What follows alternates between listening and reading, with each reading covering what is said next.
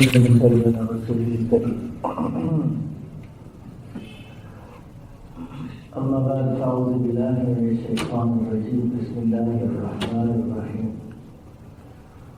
وإذا أردنا أن نهلك قرية أمرنا مترفيها ففسقوا فيها فحق عليه القول فدمرناها تدميرا صدق الله العظيم.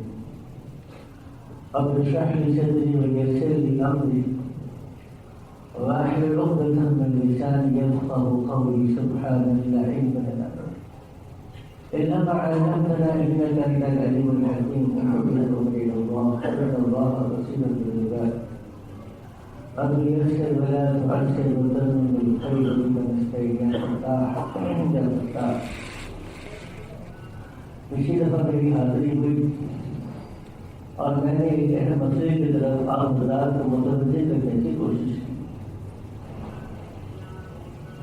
اس سے پہلے کہ میں اس مسئلے کی طرف دوبارہ سے گفتگو کروں، میں نے سورہ بنی اسرائیل کی ایک آیت آپ کے سامنے تلاوت کی. اس آیت کا ترجمہ پہلے سن لیجیے گا. ارشاد فرمایا اذا اردنا ان نهلك قرية، کہ جب ہم ارادہ کرتے ہیں کسی بستی کو ہلاک کرتے ہیں، یعنی اللہ تعالیٰ کے نظام میں جب کسی بستی اور کسی قریہ، کسی آبادی، کسی گاؤں اور شہر یا ملک کی تباہی اور بربادی کے فیصلے ہونے لگتے ہیں تو فرمایا کہ امرنا مترفیہا، ہم اس بستی کے رہنے والے مالدار طبقے کو ایک ڈیل دے دیتے ہیں. اور ترجمہ یہ ہے کہ ہم اپنے احکامات ان مالدار لوگوں کی طرف متوجہ کرتے ہیں، لیکن مالدار طبقہ اللہ کے احکامات کو نہیں سمجھتا. ففسقوا فیہا، پھر وہ اس بازار میں یعنی اس بستی میں اور آبادی میں اللہ تعالیٰ کی نافرمانی کا بازار ختم کرتا ہے. فحق علیہ القول، تو اس پر اللہ تعالیٰ ارشاد فرماتے ہیں کہ ہماری پکڑ کا وعدہ ثابت ہوتا ہے. فدمرناها تدمیرا، تو ہم اس بستی کو مکمل ہلاک کر دیتے ہیں. اس سے بات کو بہت واضح طور پر سمجھ لیں کہ عام آدمی بھی اس بات کو سمجھ جائے گا کہ جب کسی علاقے کے اندر کثرت کے ساتھ اور اعلان اللہ کی نافرمانی ہو تو یہ اس بستی کے ہلاکت اور عذاب کا وقت آتا ہے. اتنی بات سمجھ میں آنے کے بعد اب آنے کا اصل موضوع کی طرف. سردیاں ہیں، شادیوں کا سلسلہ چل رہا ہے اور ہمیں بھی مستقل شادیوں کی دعوت آ رہی ہے.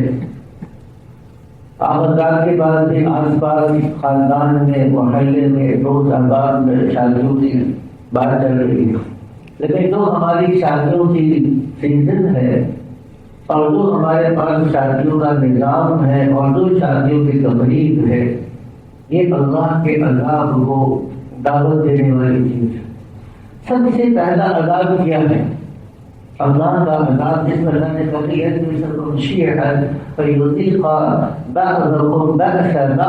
اللہ تمہارے دلوں کو آپس میں کاٹ کے رکھ دے گا، نفرتوں کو ڈال دے گا.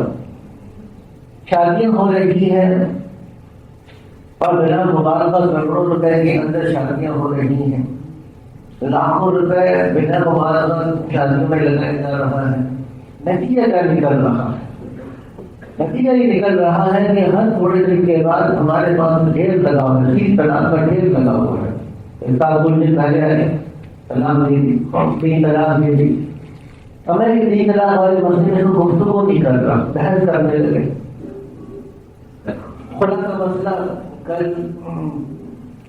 خدا کے مثال کے اندر آپ بیٹھے روزانہ 2-3-4 مسئلے مستقل طلاق کے، طلاق کے، فسخ نکاح کے، عورت اور مرد کے لڑائی جھگڑے کے مسئلے آ رہے. کیوں آ رہے ہیں؟ ہمارے پاس لوگ یہ کہتے ہیں کہ جی وہ سسرال اچھا نہیں نکلا، کوئی کہتے ہیں جی ساس اچھی نہیں نکلی، کہتے لڑکا اچھا نہیں نکلا، اور لڑکی والے کہتے ہیں لڑکی بات ماننے والی فرما بردار نہیں نکلی. ہم کہتے ہیں کہ ایک بات یہ ہے کہ اللہ تعالیٰ اور اللہ کا رسول کی شادی سے راضی باہر کیجیے. اگر اللہ راضی ہوتا، اللہ کا رسول راضی ہوتا تو سارے مسائل کے حل ہو جاتے. اچھا، اب جتنے مسائل ہیں وقت کے ہمارے پاس کم ہے تو میں اس بات پر آؤں گا کہ دیکھیے بہت سے مسائل میں سے ایک بہت بڑا مسئلہ شادی بیاہ کی تقریبات کے اندر غیر شرعی رسومات ہیں. لیکن جہیز مثال کے طور پر جہیز ایک رسم ہے. جہیز رسم کیسے بنتی ہے اس کو سمجھیے گا اس بات کو. اور رسم کیسے کہتے ہیں کیونکہ ہمارے پاس ابھی میں آپ کو آخر میں 5-10 منٹ میں صحابہ کرام میں اور اس دور میں نکاح کیسے ہوتے تھے اس کی چند مثال میں دوں گا. لیکن پہلے اس مسئلے کو سمجھیے گا کہ رسم کیسے بنتی ہے اور وہ رسم ناجائز کیوں ہوتی ہے. اب جہیز ہے، والدین اپنی بیٹی کو کچھ دینا چاہتے ہیں تو پھر سے کون سی چیز ناجائز ہے؟ بالکل جائز ہے. باپ اپنی ساری زندگی بیٹی کو دیتا رہے تو جائز ہے. اپنے داماد کو دیتا رہے بالکل جائز ہے. ساس سسر اپنے بچوں کو دیتے رہے بالکل جائز ہے. تو پھر جہیز کو ناجائز کیوں کہتے ہیں سوال ہے. عام طور پر شادی کے اندر لینے کے اندر تحفے تحائف دے رہے ہوتے ہیں. حدیث میں تو آیا کہ جہاز کو تحائف دو گے تم آپس میں ہدیہ دیا کرو محبت بڑھے گی. ہمارے ہدیہ دینے سے محبت نہیں بڑھتی. شادی بیاہ کے اندر کتنے ہدیے دیتے ہیں، کتنے تحفے دیتے ہیں، لیکن ان تحفے دینے سے ہدیہ دینے سے آپس میں لڑائی ہی بڑھتی ہے، رنجش ہی بڑھتی ہے، مطالبہ ہی بڑھتا ہے، اعتراض بڑھتا ہے، لیکن محبت نہیں بڑھتی. کیوں؟ اللہ کے نبی تو کہہ رہے ہیں ہدیہ تو محبت بڑھی کیوں نہیں؟ کیونکہ ہمارا ہدیہ نہیں ہے، ہمارا ہدیہ حقیقت میں رسم ہے. رسم کیسے بنتی ہے اس کو سمجھنے کی ضرورت ہے. دیکھیے رسم کا مطلب ہی یہ ہوتا ہے کہ جب کسی چیز کوئی چیز رواج میں اور عادت میں اتنی داخل ہو جائے کہ اس کے خلاف کرنا انسان کے لیے ممکن نہ ہو اور انسان اپنی طبیعت پر جبر کر کے ہی اس پر عمل کرے، یہ رسم بن جاتی ہے. اس کو ہماری اصطلاح کے اندر فقہ کی اصطلاح کے اندر الزام والن جلزم بھی کہتے ہیں. اصطلاح کے اندر کہتے ہیں کہ جس چیز کو شریعت نے لازم نہیں کیا آپ اس کو اپنی طرف سے لازم کر رہے ہیں، وہ دین کے اندر ایک اضافہ کر رہے ہیں. مسئلہ یہاں پر ایک اور بھی ہے جو کہ ہم یہ سمجھتے ہیں، ہمارا یہ خیال ہے کہ شادی اور بیاہ یہ ہماری دنیا ہے، ہمارا دین نہیں ہے. امام حنیفہ اور شافعی رحمۃ اللہ کے سب سے بڑا اختلاف بھی ہے اس مسئلے میں. ایک آدمی ہے اس کو دیکھا کی ضرورت نہیں ہے، ضرورت مطلب یہ تو گناہ میں پڑھنے کا اندیشہ نہیں ہے، وقت بھی فارغ ہے، مال دولت بھی ہے، لیکن وہ کچھ اپنا وقت فارغ کر کے دین کی خدمت کرنا چاہتا ہے، عبادات کرنا چاہتا ہے، نفل پڑھنا چاہتا ہے. اب وہ آدمی کے لیے دینی خدمات کرنا، نفل پڑھنا یہ زیادہ مستحب پسندیدہ ہے یا وقت نکال کر نکاح کر کے اور گھر بسانے کی کوشش کرے؟ افضل کے مولوی فرماتے ہیں کہ نکاح کر لینا افضل ہے. فارغ نہ بیٹھو، اکیلے نہ رہو، بلکہ نکاح کرو، کیونکہ نکاح سے بہت سے مقاصد وجود میں آتے ہیں. امام حنیفہ رحمۃ اللہ نے تو نفلی عبادات پر نکاح کرنے کے عمل کو زیادہ افضل قرار دے رہے ہیں. تو پہلی بات یہ ہے کہ نکاح کرنا ایک سنت عمل ہے اور سنت عمل سنت طریقے سے ہی ہوتا ہے. یہ کہنا ہے کہ ہم خوش ہیں جتنا مال خرچ کرنے کے لیے ہم کچھ ہم کر سکتے ہیں، یہ کوئی دلیل نہیں ہے. کیونکہ اصل بات سوال یہ ہے کہ آپ نہیں کریں گے تو لوگ اعتراض کریں گے نہیں کریں گے. تھوڑی سی مثال رشتہ بھیجا اور بات طے ہو گئی، آپ دیکھیے اب نیچے نکاح اور ملاقات ہوگی تو فوراً سے اعتراض ہوگا کہ وہ منگنی اور منگنی کا رسم اور انگوٹھی اور وہ انگنی منگنی کی مٹھائی کہاں گئی؟ آپ کا کیا خیال ہے کہ آپ بات طے کر دیں اور بات طے کرنے کے بعد لڑکی والوں کے پاس مٹھائی کا ڈبہ نہ بھیجیں، یا لڑکی والوں کے پاس سے مٹھائی کا ڈبہ نہ آئے تو برا مانتے کہ نہیں مانتے؟ آپ ذرا کچھ مدد کیجیے گا. کیا خیال ہے؟ پریوار جو ہوتے ہیں کہتے ہیں تو دینا ہی پڑے گا، مٹھائی دینی پڑے گی. خاندان والوں کو مدد دے گا کہ آپ نے منگنی کر دی، مٹھائی بھی نہیں بھیجی. اب یہ کیا ہے؟ مٹھائی کھلانا دعوت کرنا جائز عمل تھا، آپ نے اس کو منگنی کے ساتھ رشتے کے ساتھ لازم کر دیا. اب یہ مٹھائی کا ڈبہ ایک رسم بن کیا گیا. اللہ کے نبی کیا فرماتے ہیں؟ لا یحل مال المسلم الا بطیب نفس منہ. کسی مسلمان کا مال اس کی 100% رضامندی کے بغیر جائز نہیں ہے. ہم نے رسم بنا دیا غریب سے غریب آدمی بھی ہوگا، لیکن اگر منگنی کرے گا تو منگنی کے اوپر مٹھائی کرے گا، کہیں نہ کہیں سے کسی سے 5-10 ہزار روپیہ سوچے گا کہ صاحب 5-10 ہزار روپئے دیتے میں نے بیٹی کی منگنی کی ہے، مجھے مٹھائی دینی. ابھی تو صرف منگنی کی بات کی ہے. اچھا منگنی کی بات ابھی نکاح کی بات نہیں آئی گیتا ہے. اور عید کے موقع پر لڑکی کا سوٹ لڑکے والے بھیجیں گے اور لڑکے کا سوٹ لڑکی والے بھیجیں گے. رسم ہے کہ نہیں ہے؟ اچھا رسم ہے کہ نہیں ہے؟ اس کا پیمانہ ہے کہ لا بھیجیں پھر دیکھیں کیا ہوگا. لڑکے والے برا بات نہیں بناتے. جیسے لوگ جیسے میرے برابر لوگ ہیں، ہم نے اپنی بیٹی دے رہے ہیں اور انہوں نے وہاں پہ ہمارا بیٹی کے لیے جوڑا بھی نہیں بھیجا اور لڑکے والے گھر میں عید آئے گی اور عیدی بھی نہیں آئی. یہ تو عیدی ہے تو ہم خوشی سے دے رہے ہیں. سوال یہ نہیں ہے خوشی کا لفظ اگر دینے کا کہ نہ وہ چھوڑ دیکھو گے خوشی تھی یا رسم تھا. تو اب یہ عیدی کے موقع پر دینا رسم کے طور پر ہے، نہ دینا جائے گا نہ لینا جائے گا. ابھی تو آگے چلیں، ابھی کسی طریقے سے چاہیے اس کے موقع کے اوپر نہیں چاہیے پر اتنے بستر بننے ہی بننے ہیں، بیڈ روم سیٹ بننا ہی بننا ہے. اب نہ بنے پھر دیکھیں کیا ہوگا. ہمارے گھر میں شادی ہوئی اور لڑکی والے اچھے امیر تھے، لڑکی والے بھی امیر تھے، لیکن امیر ہونا یہ ظاہر کے اعتبار سے نہیں ہوتا، امیر ہونا دل کے اعتبار سے ہوتا ہے.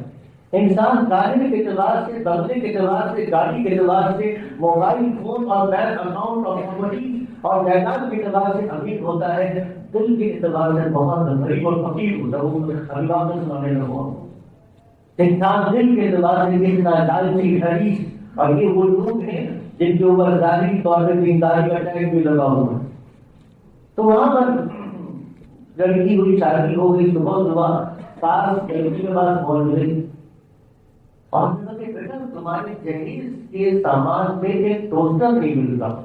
ٹوسٹر بالکل عام وہ روٹی ڈبل روٹی کو آپ سیکنے کے لیے ٹوسٹر ہوتا ہے، تو ٹوسٹر نہیں مل رہا. وہ لڑکی اٹھی بھاگی ٹائر کو اٹھایا، اپنی بات کو انہوں نے کہتے کہ اپنی جان کو سانس پوچھ رہی ہے، ٹوسٹر نہیں بیٹھا ہوگا کہ ایک منٹ ٹھہر جاؤ. وہ ماں اڑی سیدھا، نہ اس نے منہ دھویا نہ اس نے ناشتہ کیا، کچھ نہیں کیا. اس نے اپنا برقع پکڑ کے سیدھا گئی بازار اور جا کے دکان سے ٹوسٹر خریدے، سارے جا کے بیٹی کو دے کر. یہ حالت ہے اور یہ کروڑپتی اربپتی لوگوں کا حال ہے. میں نے کیا کہ انسان امیر مال اور دولت سے، پراپرٹی اور بنگلہ اور گاڑی کا ذکر نہیں ہوتا، یہ اپنے دل سے امیر ہوتا ہے. یہ بنگلے کے باوجود بھی حقیقت اور لالچی لوگ ہیں جو حقیقت میں انتہائی غریب ہیں. انسان غریب ہے. ٹھیک رسم بن گئی ہمارے پاس، ابھی تو میں نے کیا نا جی نہیں چاہیے رسم پر دینا ہے، چھپا کے دو، کسی کو بتا کر دو. بیٹی کا اکاؤنٹ بنا دیا ہے، جو پیسہ دینا تھا آسانی سے میں نے بیٹی کا اکاؤنٹ دے دیا. آپ دیکھیے گا کہ لوگ کیا کریں گے. نہیں کچھ بھی نہیں دیا. لڑکے کو ہمارے پاس بعض فیسلٹیز ہیں، لڑکے کو موٹر سائیکل تو دینی ہی دینی ہے، لڑکے کو گاڑی تو دینی ہی دینی ہے. لڑکے کے لیے موٹر سائیکل کا لینا، گاڑی کا لینا بھی آ جائے گا. رسم ہے وہ آدمی کا نہیں، اتنا خوشی سے کرو. خوشی کا مطلب نہیں ہے، یہ صرف ایک رسم اور رواج ہے جس کی وجہ سے ساری کی باتیں لگے. ایک اور چیز نیوتا ہے، عجیب بات. نیوتا سلامی سمجھتے ہیں آپ لوگ؟ سب آگے لکھا جاتا ہے اس کو. ایک صاحب ہے چودھری صاحب 5,000 روپئے لکھ لو، چودھری صاحب سے 5,000 روپئے. میاں صاحب آئے 10,000 روپئے کی، 10,000 روپئے میاں صاحب پہ لکھ لو. جو پرانے صاحب آئے ان کے لکھی.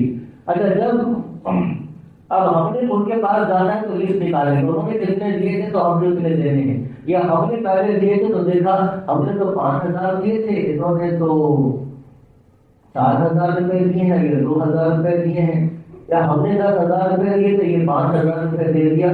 تو پھر جگہ بھی دیتے ہیں کہ ہم نے 10,000 دیے تھے آپ 5,000 دے کر جا رہے ہیں. شریعت نے تو سود کہا ہے. فارغین کی آیت سنن کی آیت پر آتے ہیں جو میرے والے اور کے بارے میں فلائیت بڑے تو تم سودی لین دین کرتے ہو. علماء کرام نے تفسیر میں لکھا ہے کہ یہ نیوتے کی رسم جب دینا لینا جس میں لازم کرتے ہیں کہ میں اتنا دوں گا تم اتنا ہی دو گے، اس میں اضافے کی امیدوار ہونا یہ سود ہے. اور اللہ کے نبی نے ارشاد فرمایا الربا سلف ہوگا کہ سوٹ کے 70 درجے اور گناہ ہے ایسر من استحلال الحسنى، اور کم سے کم ترین درجہ یہ ہے کہ کوئی آدمی نعوذ باللہ من ذالک اپنی ماں سے چلا جائے. ابھی تو سلامی کے دین میں ہے، اور لینے کے بعد طبیعت میں امید جو ہے تو وہاں سے بھی ہمیں زیادہ ملے گا. یہ بھی 100% ناجائز. اب لیکن میں آپ سے کر رہا ہوں کہ دینا ہی دینا ہے. یا جائیں گے گھر میں کھانا کھا کے آ جائیں گے، کتنا ہونا لگے گا. اگلا آدمی کہے گا کہ خالی ہاتھ آئے کھانا کھانے دیتے کوئی تحفہ بھی لے کر نہیں آئے. یہ تحفہ نہیں ہے، یہ تحفہ رسم ہے. عیدی کے موقع پر سالگرہ کے موقع پر کون بات سنیے گا بالکل ناجائز اور حرام. بعض خاندانوں کے اندر یہ رواج موجود ہے کہ نکاح کے بعد، شادی کے بعد جتنے بعض میں پہلے بچے کا رواج ہے اور بعض میں جتنے بھی بچے ہوں گے خرچہ بچے کا لڑکی کے والدین دیں گے. یہ رواج سنا ہونا نہیں سنا خدا کی مدد کریں گے.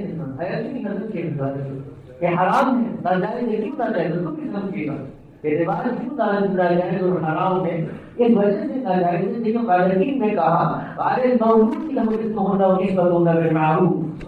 ارے مولود کی لمحے کہا، مولود کی مطلب جس کا بچہ ہے، باپ کو والد نہیں کہا. حضرت مفتی شفیع صاحب رحمۃ اللہ علیہ اپنی تفسیر عالم قرآن سے کو اٹھایا. والد ایک مختصر لفظ تھا، مولود کی لمحے ایک لمبا لفظ تھا. قرآن حکیم میں اللہ سبحانہ وتعالی نے مختصر تعبیر کو چھوڑ کر ایک لمبی تعبیر کیوں اختیار فرمائی؟ بیان ہی کرنا مقصود تھا کہ جو بچہ ہو گیا اب اس بچے کی مکمل ذمہ داری کون برداشت کرے گا؟ اس کی پیدائش کا خرچہ کون برداشت کرے گا؟ اس کے لباس کا خرچہ کون برداشت کرے گا؟ اس کے غذا کا خرچہ کون برداشت کرے گا؟ اس کے تعلیم کا خرچہ کون برداشت کرے گا؟ تو اللہ سبحانہ وتعالی اس مسئلے کو بیان کرنا چاہتے تھے کہ بچہ مرد کا ہے، اور مرد کا ہے تو ذمہ داری بھی کس کی ہے؟ مرد کی ذمہ داری ہے. اور ہمارا رواج بچہ مرد کا ہے، ذمہ داری سسرال پہ ڈال رہا ہے. اب سسرال والے نہیں، ہم تو خوشی سے کر رہے ہیں. بات بھی آگے خوشی نہیں ہے، یہ رسم ہے، یہ رسم کے طور پہ کر رہے ہیں. ایسے رسم کے موقع پر پیسے کا لینا بھی ناجائز ہے اور پیسے کا دینا بھی ناجائز ہے. میں نے تو کبھی آپ کو ایک بات بتائی کہ جتنا لین دین شادی بیاہ کے موقع پر ہوتا ہے، اور اس میں دوسری چیز جو اسراف اور تبذیر ہے، پیسے کا بے تحاشا لٹانا ہے. اس کی تو تفصیل پہلے بھی عرض کی تھی. تو آج صرف اتنی بات بتانا تھا کہ ہماری شادی بیاہ کے موقع پر ایسی بارات کا فنکشن ہے. میں بھی آپ کو علی رضی اللہ تعالیٰ اور خاتون جنت حضرت سیدہ فاطمہ الزہرا رضی اللہ تعالیٰ عنہا کے نکاح کا واقعہ سنا. بہت سی چیزیں آپ کو سمجھ میں آئیں. حضرت علی رضی اللہ تعالیٰ کے بارے میں تو فضائل میرا نہیں خیال کہ کوئی مسلمان ایسا ہوگا جو علی کا فضائل بولنا جانتا ہوں. چھوٹا سا 2 واقعہ سناتا ہوں. لیکن واقعہ تو علی کا نام آتے ہی ایسا لگتا ہے جیسے فضائل کا دروازہ کھل گیا. کیونکہ فضائل کی فضائل ہیں. ایک فضیلت تو یہ تھی کہ جب اللہ کے نبی نے ہجرت اختیار کی تو اپنی عبادتوں کو اتنی خطرناک جگہ جہاں گھر سے باہر 100 چمکتی ہوئی تلواریں تھیں، اللہ کے نبی نے اس انتہائی حساس اور نازک موقع پر اگر اعتماد کیا تو کس پر اعتماد کیا؟ اپنے بستر پر علی بن طالب اسد اللہ خالد کو لٹایا. معمولی فضیلت نہیں تھی. دوسری بات جب مدینہ آ گئے بھائی چارہ ہو رہا تھا، مہاجرین تھے، بے سر و سامان تھے. آپ نے ہر مہاجر کو ایک انصاری کے ساتھ بھائی بنا کر کہا کہ تم ان کی کفالت کرو. سب کو بھیج دیا. حضرت علی اکیلے رہ گئے. حضرت علی نے کہا کہ حضور آپ نے ہر ایک کا بھائی چارہ قائم کیا، ہر ایک کے لیے کوئی ٹھکانہ مقرر کیا، میں اکیلا رہ کر مجھے آپ نے کوئی ٹھکانہ نہیں دیا. آپ نے کہا کہ علی تو دنیا کے اندر اور آخرت کے اندر میرے ہی ساتھ ہوگا، تمہارا اور میرا جدا نہیں ہو سکتا، میرا گھر تیرا ہی گھر ہوگا. معمولی بات ہے. خیبر کے موقع پر اللہ کے نبی نے کہا کل میں جھنڈا اس کو دوں گا جس سے اللہ محبت کرتا ہے، اللہ کے رسول محبت کرتے ہیں. اور رات گزری کے پورا لشکر یہ چاہتا تھا کاش کہ صبح یہ جھنڈا مجھے مل جائے کہ اللہ کی محبت، اللہ کے رسول کی محبت کا پروانہ، یہ سند مجھے مل جائے. اللہ کے نبی نے صبح اعلان کیا علی کو بلا کے لے چلو. وہ تھا علی آئے، آنکھیں سوکھ رہی تھی اور ان آنکھوں سے پانی بہ رہا تھا. پر میں تو حضور میری آنکھیں سوکھ نہیں، کوئی بات نہیں. جھنڈا علی کو دیا. اپنا لعاب نکالا، حضرت علی کی آنکھوں میں لگایا، آنکھیں بالکل ٹھیک ہو گئی، اللہ نے خیبر کی فتح حضرت علی کے ذریعے سے دی۔ یہ معمولی شخصیت نہیں ہے، علی بن ابی طالب رضی اللہ تعالیٰ چوتھے خلیفہ راشد ہیں، ان کی 22 سال کی عمر ہوئی۔ حضرت فاطمہ الزہرا رضی اللہ تعالیٰ عنہ کی عمر 16 سال تھی۔ حضرت فاطمہ چونکہ وہاں پر رواج یہ نہیں تھا جیسا ہمارے پاس رواج ہے کہ بچی تو 25 سال 30 سال تک نہیں، میری بیٹی پڑھ رہی ہوں، اچھا پڑھتی کیا کریے کیریئر بنا رہی ہے، بہت اچھی بات ہے، کیریئر بننا چاہیے، لیکن کیریئر سے بڑا نہیں کیا ہے، یہ بھی سوچنے والی بات ہے کہ کیریئر سے کیا مراد ہے، میں پھر گفتگو کروں گا، پھر بات کرنا چاہوں گا۔ تو وہاں کا رواج یہی تھا کہ بچی بالغ ہو چکی ہے، گھر سنبھالنے کے قابل ہو چکی ہے، کون سے نکاح کرتے تھے۔ اب وہ کا صدیق رضی اللہ عنہ ہے کو جب اطلاع ملی کہ حضرت فاطمہ بالغہ ہیں تو حضرت ابو بکر صدیق کے دل میں خیال آیا کہ اگر یہ نعمت مجھے مل جائے۔ وہاں پر عمر کا فرق اصل میں توحید کو دیکھتے تھے کہ ہم نے اپنی بیٹی حضور کو دی، اور اگر ہم نے یہ دوہری نسبت میرا بھیجنے چاہو تو پیغام بھیجا حضور کے سکوت اختیار ہے۔ یہاں پر ایک بڑی چیز بات، حضرت ابو بکر صدیق کا دینی مقام مسلم ہے، افضل ترین بشر ہے، لیکن حضور نے کیوں سکوت فرمایا؟ اس سے یہ معلوم ہوا کہ نکاح کے اندر دینداری کے ساتھ آپس میں موافقت کتنی ہوگی اس کو بھی دیکھنا چاہیے۔ اس کے بعد حضرت عمر نے اس خواہش کا اظہار کیا، حضور نے سکوت اختیار فرمایا۔ یہ دونوں حضرات حضرت ابو بکر صدیق اور حضرت عمر فاروق یہ دونوں حضرت علی کے پاس گئے اور حضرت علی سے کہا کہ آپ پیغام بھیجیں، تو حضرت علی تو کہتے کہ میرے پاس تو کچھ چاہیے، تو آج کل ہمارے پاس بھی ہوتا ہے کہ ابھی بچہ ہمارا اپنے قوم میں خیال نہیں ہوتا، 20 سال کا بچہ ہے، چلتا پھرتا بھاگتا دوڑتا کھاتا پیتا تو کچھ کرتا ہے، قوم میں نہیں کھڑا ہوا، قوم میں کھڑا ہونے کے لیے مزید اس کو کتنے اسٹوری بلڈنگ کی ضرورت ہے، یہ ایسا مسئلہ ہے۔ تو خیر حضرت علی نے کہا میرے پاس تو کچھ بھی نہیں ہے۔ ان دونوں حضرات نے آگے کوئی بات نہیں، ہم آپ کی مدد کریں گے، آپ پیغام بھیجیں۔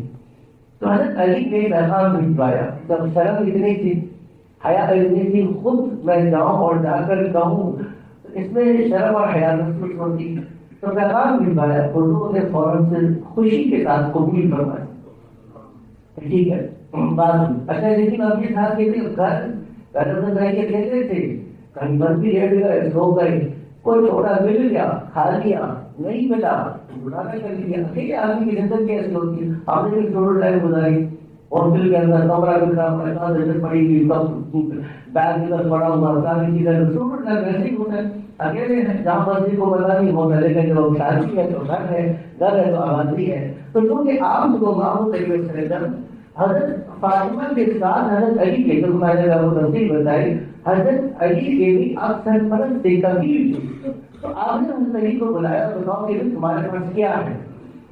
تو انہوں نے 2-3 چیزیں بتائیں، اپنے گھر کے چلو باقی چیزیں رکھو بڑا کری، تو 400 درہم لے کر آئے، اور حضرت علی کے پیسوں کی جو لوگ کہتے ہیں کہ حضور نے بھی حضرت فاطمہ کو جہیز کیا تھا، میں اس کی وجہ بتا رہا ہوں۔ آپ صلی اللہ علیہ وسلم نے فاطمہ کو کوئی جہیز نہیں دیا، لیکن جتنا سامان روایات کے اندر آتا ہے یہ سامان حضور اکرم صلی اللہ علیہ وسلم نے حضرت علی بن ابی طالب کے پیسوں سے خریدا۔ ایک ترکیب خریدی، ترکیب چاہیے ہوگی، کوئی بستر وغیرہ چاہیے ہوگا، کوئی تکیہ وغیرہ، کچھ بازو وغیرہ، کچھ چند چیزیں آپ نے کر دی، اور پھر آپ نے ام ایمن کے ساتھ حضرت فاطمہ کو بھیج دیا، خود بھی نہیں گئے، حضرت علی رضی اللہ تعالیٰ عنہ بھی لینے کے لیے نہیں آئے، اور صحابہ کرام بھی لینے کے لیے نہیں آئے، اور کوئی بڑا فنکشن اور کوئی تقریب بھی نہیں ہوئی، صرف سادگی کے ساتھ آپ صلی اللہ علیہ وسلم نے حضرت فاطمہ رضی اللہ تعالیٰ عنہ کو ام ایمن کے ساتھ بھیج دیا، اور پھر صاحب نے کہا کہ میرے آنے کا انتظار کرنا۔ ہم حضرت فاطمہ رضی اللہ تعالیٰ عنہ چلی، آپ صلی اللہ علیہ وسلم گئے اور جا کر ایک پانی کا آپ نے پیالہ مانگا، پیالے میں آپ نے معاوضہ خیر قل یا ایھا الکافرون قل معاوضہ خیر قل اعوذ برب الفلق قل اعوذ برب الناس، یہ آپ نے پڑھ کر پانی میں پھونکا، اور پھر وہ پانی کا چھڑکاؤ آپ نے حضرت علی کی شادی پر سینے اور ان کے گوشت پر دستانے پر فرض کیا، اور پھر آپ نے ان کے لیے دعا فرمائی۔ یہ رخصتی ہوگی. میں نے کیا کہ اس رخصتی کے موقع پر نکاح کے موقع پر لڑکی والوں کے اوپر کوئی خرچہ شریعت نے نہیں ڈالا. ایک آدمی اگر اللہ نے اس کو 5 یا 10 بیٹیاں بھی دی ہیں، وہ ایک دن کے اندر بڑی سہولت کے ساتھ اپنی 5 اور 10 بیٹیوں کو رخصت کر سکتا ہے. ہمارے استاد محترم حضرت مفتی حسن صاحب دعوت برکاتہ میں عالیہ ارشاد فرمانے لگے کہ ایک گاؤں میں گئے، بیان کے بعد ایک بزرگ تشریف لے آئے اور حضرت کے ہمارے حضرت استاد محترم مفتی حسن صاحب دعوت برکاتہ میں عالیہ کے کام میں جانے لگے. حضرت آپ دعا فرما دیں، اس گاؤں میں 200 بچیاں جہیز کے انتظار میں رہی. 200 ایک گاؤں کی بات ہے. اور کتنے خاندان ایسے ہیں تو صرف اس وجہ سے کہ برادری میں شادی کرنی ہے، اور برادری میں جب تک یہ سامان نہیں ہوگا ہمارا بچیوں کا نکاح نہیں ہو سکتا. تو یہ تو ابھی یہ ہو گیا. اچھا ایک اور باتیں سنا دیتا ہوں، بلکہ 2 باتیں سنا رہے تھے.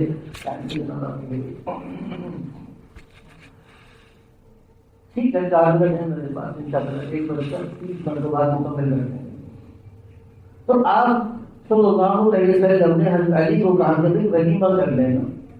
کل علی نے تھوڑے سے پیسے اکٹھے کر کے ولیمہ کر دیا. دوسرا واقعہ سنا تھا حضرت عبد الرحمن بن عوف کا.